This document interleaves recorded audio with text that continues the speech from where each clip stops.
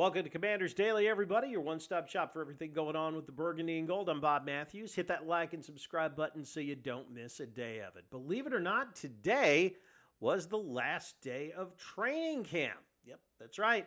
Team spent it in the bubble. Again, last day. That means cut downs come next week. I believe Dan Quinn was saying today that it's next Tuesday that you have to have the rosters finalized. So it's going to be a long weekend for the coaching staff and the front office. Tomorrow, the team will have a walkthrough, and then, of course, final preseason game against the Ravens, Northwest Stadium, noon on Saturday. They're just going to get it out of the way, get it done with, and get ready for the regular season. Again, players will have off Monday and Tuesday as teams finalize the roster.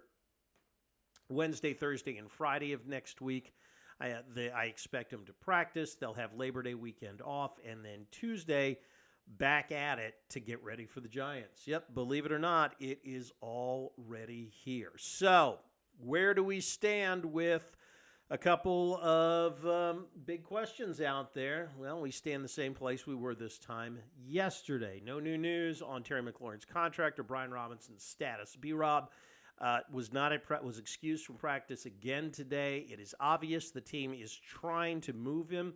Reason for that, aside from the fact that Cliff Kingsbury has made the determination Robinson is not the best lead back for his offense, is the fact that the Commanders would like to get some draft capital back. You know, they spent quite a bit of that to bring in Laramie Tunsil and Deebo Samuel, and would like to recoup at least one pick. And so that's why, they're fielding trade offers for Robinson. Now, the other side of that is teams know that they are shopping B-Rob, so unless somebody is just completely in love with him or is just like, we have got to have this guy for one reason or another, they're just going to wait until the team releases him. Figure you can get him on a waiver claim. Hopefully you get, your luck holds out. If not, there would be other running backs, obviously, to get. So that's the story with B-Rob. I will be sorry to see him go. He was a good dude, always good to us in the locker room and, with interviews and stuff, and a hard runner. So I'll miss B-Rob once he moves on. As for Terry, still status quo. His side is still asking for between $33 and $35 million a year, and it looks like the Commanders are not moving off that $27 to $28 million figure. And it's been really interesting the last few days. I've been listening to a lot of both salary cap, contract experts saying for a guy like McLaurin, for the guy with Terry's output and at his age, the market really is $27 to $28 million. Now, if the Commanders want to move off that and pay a little more as a tax for services rendered, they could do that. But again, I think they've made the determination we got to save every penny that we can, because if things go the way we think they're going to go, again, we've got a lot of guys that are going to need to get paid again next year. Talking about Deebo Samuel and Laramie Tunsil and Marshawn Lattimore. So,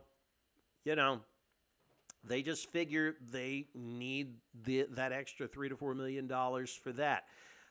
I don't know why. I $3 or $4 million doesn't seem like a lot to restructure contractually, but I'm not a general manager, so that's what they pay Adam Peters the big bucks for. What's going to happen? It is becoming more and more likely that we might see Terry miss week 1 or week 2, and this holdout keep on keeping on. But I'm hoping that sometime here in the next 48 to 72 hours, we get a resolution, we get a deal. He takes the $27.5, $28 million.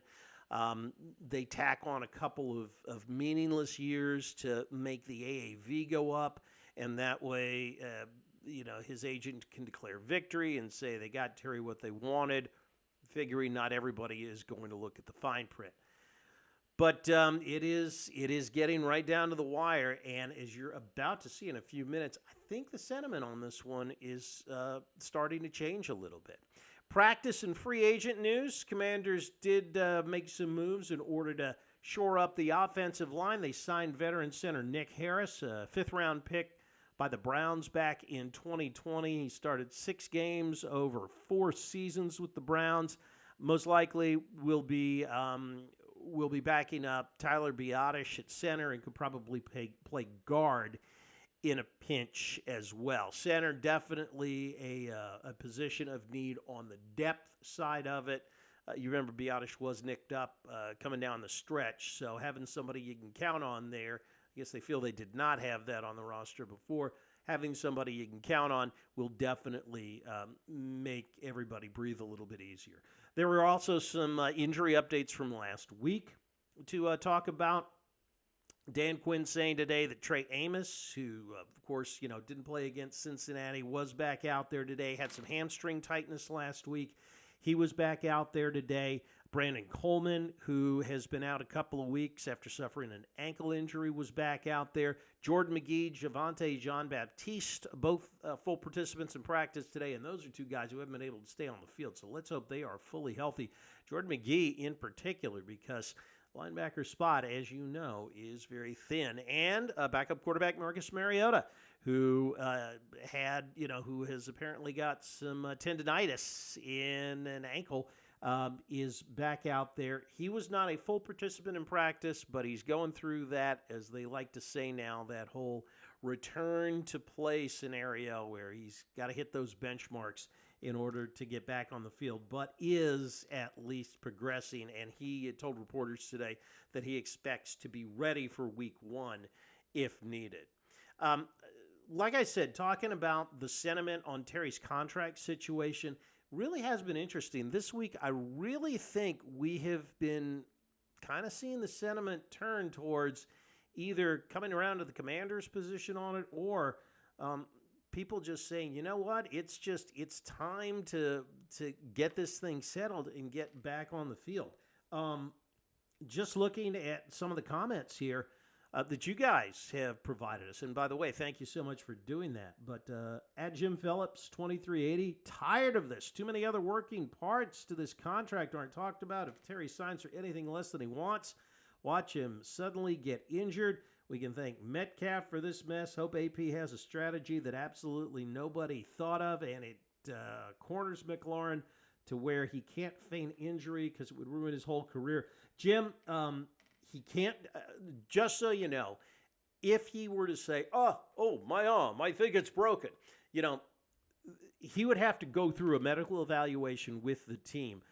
And if the team, says, no, hey, look, he's healthy enough to play, that gets into a whole breach of contract situation. I don't think, and again, that is so far out there to contemplate. That one I can't see Terry going down that route, because as you said, it would affect his career going forward. No, I don't think that part will happen.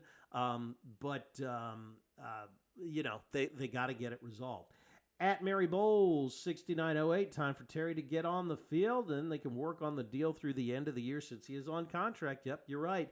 And KZH 7475 says we are as fed up as DQ seems to be. Everything that's been happening in Terry's saga is contrary to the sentiment that he's a team guy and a classy stand-up guy, and all that crap. Holding the team and the fan base hostage isn't the mark of a team-first guy. We're starting to see a lot more comments like that from a guy who has built up a tremendous amount of goodwill over the past 7 seasons. But I guess all's fair in money and in love, war, and contract negotiations.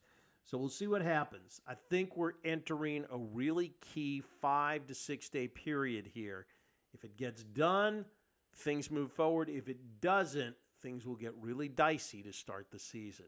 As always, drop your comments at the bottom. If you got any more comments, thoughts on the contract situation, we would love to go through them on Monday. And don't forget, Monday we will have a recap of the final preseason game and hopefully some of that contract news. Thanks for watching. Hit the like and subscribe. And like the wise man once said, if you're out on your bike tonight, as always, do wear white.